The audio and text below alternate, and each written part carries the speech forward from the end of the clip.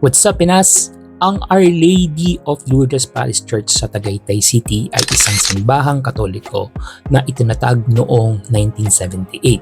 Ang simbahang ito ay nagmula sa pagnanais ng mga katolikong taga-Tagaytay na magkaroon ng sariling parish church sa kanilang lugar.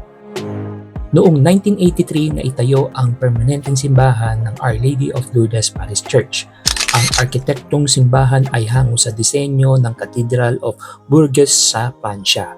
Ito ay naglalaman ng mga larawan ni Our Lady of Lourdes na ginugunita ang birhen sa kanyang panaginip ng isang batang babae sa Lourdes sa Pransya. Our Lady appeared to the 14-year-old Bernadette Saubiros, a young peasant girl. From that day until July 16, 1858, the Blessed Virgin Mary appeared 18 times to Bernadette.